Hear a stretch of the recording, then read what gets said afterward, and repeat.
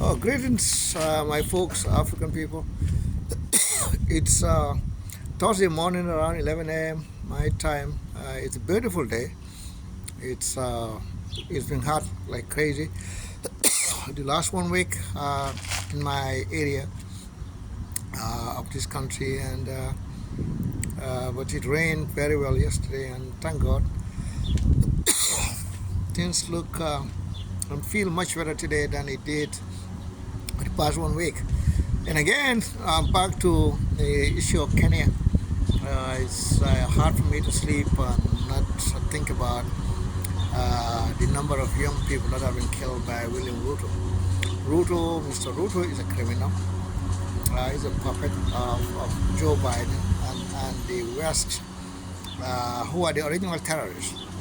And like I tell people here, the reason why the West bitches about terrorists is because they wrote the playbook on terrorism, from slavery to Jim Crow and all these terrible things that they've done in every single part of the West.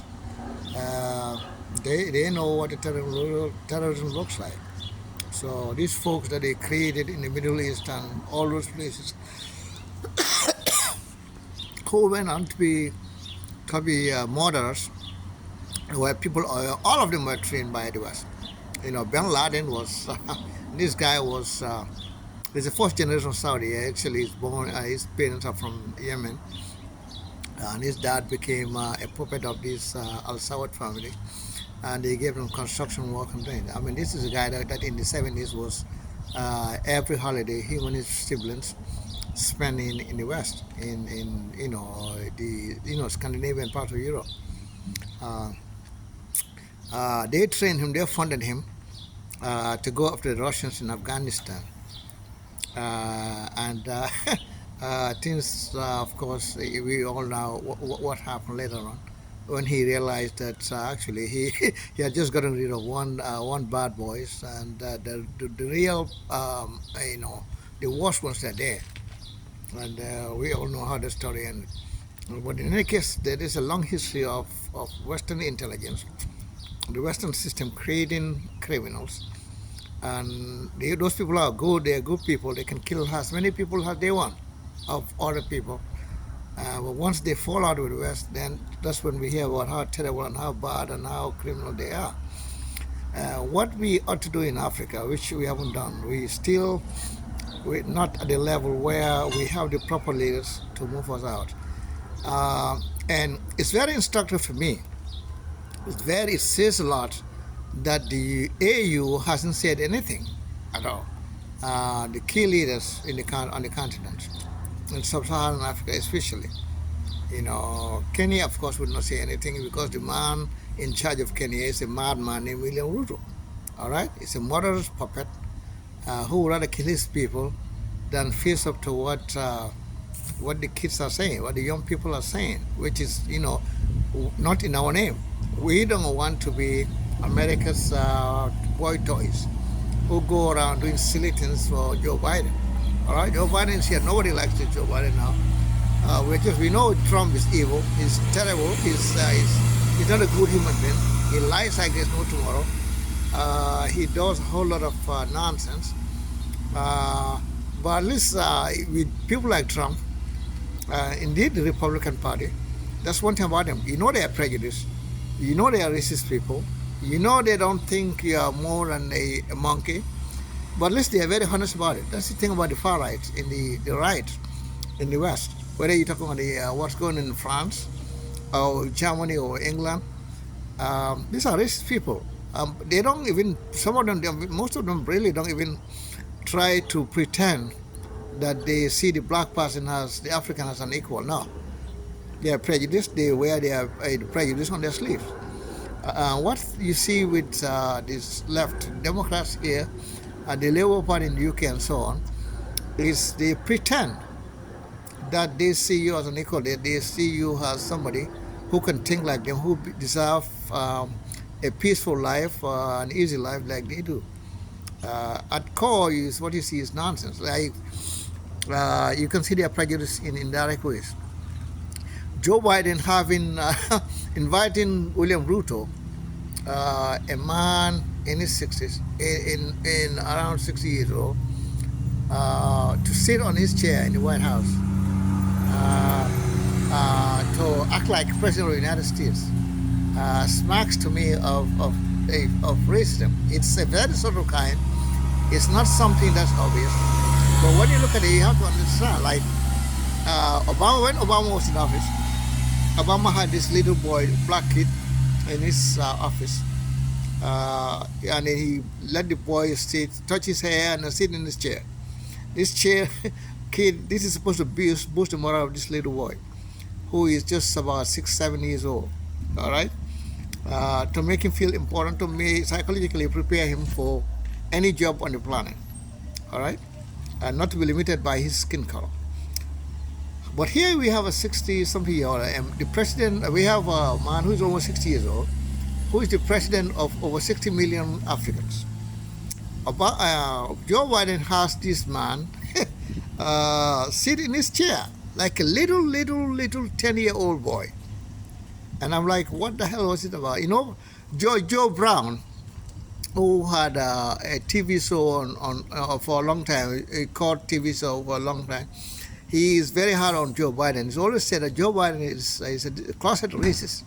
And I never took George Brown's accusation very serious. But when I saw Ruto, Biden standing there, Ruto sitting in this Oval Office, his chair in the Oval Office, and I said, all that images of this black man, the black mannequin, the puppet, and I'm like, okay, this man, there is something about this man that I don't like.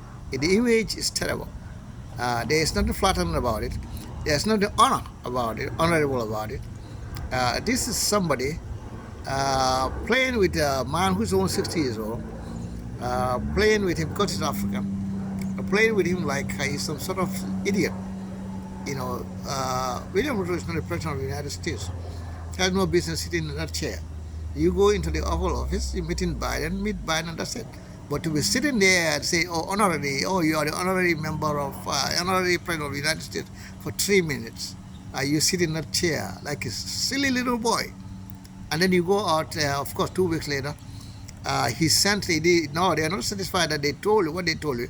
They want to ensure that you do exactly what they said. And so they send these Democrats, a group of Democrats, to go there with a bunch of black faces to sit in your parliament while you sign a law, some stupid pass some legislation that basically mortgages your country. Kenya doesn't belong to you, my friend. It doesn't belong to you. The people who are 20 years old, 25 years old, 15 years old, they have a bigger stake in Kenya, ensuring that the country stays independent and not in the true sense of the word. They clearly don't want the country to go in the direction that you want to take it. And to be killing those people and to be pretending that it's somehow sponsored by somebody. I can't wait for them to start saying that it's the Russians or the Chinese who are behind these protesters, who are sponsoring these little kids. And like I said, I mean, these kids are smart. They know what's good for the country, what's not good for the country. They know what's in their interest, what's not. They thank God for technology. They can see for themselves who is manipulating who and who's been played. William Ruto is the one who's been played. It's not the young people on the streets, the Generation Z people. They are not. Nobody is making these people do anything they don't want to do. They figure things out. They can see that 1+1 is really not your result. You're telling them it's not adding up. And so this is the same. We are watching, we're praying, we're rooting for these boys, these young kids, boys and girls, to triumph. It's their country ultimately. Long after you are gone, Mr. Ruto, there'll be Kenya. Hopefully a Kenya that is representative of the ideals that these young people are fighting for. They are on the right track. You are on the wrong side of history. They're on the right side of history. And ultimately they will triumph. Well, what you're doing is shame. And then it doesn't surprise me that people like Bola Tinubu, president of Nigeria, is quiet. because he's a dirty man. He's never been clean, which is why he cannot say anything. The CIA and the French intelligence MI6, they have all lots of tons of information on Tinubu. His corrupt dealings from when he was a student in America, and the things he have done, how he's acquired money, how he's been stealing from his state in Lagos. So he cannot say anything substantive. And for those who don't understand what I'm talking about, go back and check for yourself. Okay, when Tinubu got elected, before he even got into office, he went to France supposedly on a medical thing. Nigeria has 220 million people. Nigeria has been producing oil since 1953. How the hell is it possible that Nigeria still does not have a hospital that can cater to its residents? Buhari, for all the 8 years he was in power, would each year go to Britain to see his Pakistani doctor for medical checkup. My medical doctor is a Nigerian. My dentist is Nigerian. How the hell is it possible that Nigeria does not have the requisite medical equipment to take care of their president in Nigeria? Why does the president of Nigeria have to travel to France or Britain or Germany for medical checkup? This is a disgrace. And I'll come with a special on Nigeria because what's happening in that country is a disgrace. But it doesn't surprise me that neither Tinubu or Ramaphosa in South Africa have said anything about what's going on in Kenya. And neither has the OAU. The OAU, by the way, the chairman is a puppet from a country called Chad. Musa Fakik, the guy from Chad. Chad is a colony, remains a French colony. Okay, you look at the election that happened a month ago in Chad, just about 6 weeks ago in Chad. The whole thing was a joke. It was all manipulated by the French. And it's just crazy. But once again, what's happening in Kenya is a continental disgrace to the not only the continent but the black people everywhere. To watch Ruto comes to America, meets with Kamala Harris, this phony nonsense woman, and then Biden, and he gets his directive, marching orders. They say, go and do this. This is what we want you to do. So he wants to sell the country, put the country trapped in an IMF thing, which is crazy.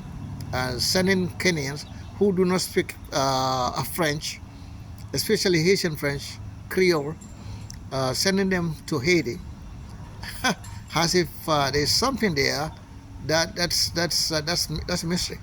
What's happening in Haiti has nothing to do with the stupidity of the Haitians. It's not because the Haitians are incapable of ruling themselves. Now, what has happened in Haiti for the last 200 days is the West have tried to keep that black nation down. All right? The New York Times did a wonderful investigative report on the situation in Haiti 2 years ago, where they documented very clearly, in very clear black and white, that that the French owe the Haitians nothing less than 20 billion United States dollars because what they've done to that country. In fact, the money they've sucked out of Haiti in the last 200 years is literally about 200 billion US dollars. All right?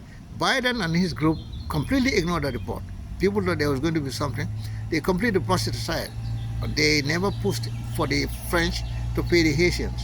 So what's going on in Haiti is not because the people are criminals or barbaric people like some of their Western media is portraying them, but it's because the West wants to keep them down because it's a free black nation, the first free black nation, and they want to keep them down. They want to portray them as like animals, subhuman beings.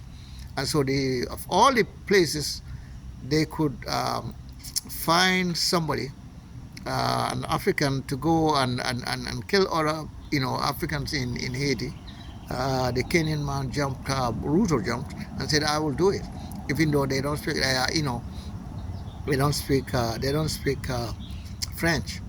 It's a disgrace what Ruto has done to Kenya, and I'm glad that these kids are standing up and saying, "Not in our name. Enough is enough." And I hope to God that when the dust settles, Kenya will have a leader who will listen to the people, who will look out for the interests of the Kenyans, and not Biden and some of these devilish people we have who are manipulating the whole world and destroying everything that's good about human beings. And I'll stop here, and I'll come back and speak my mind on Nigeria and some of the things going on. Thank you. All right.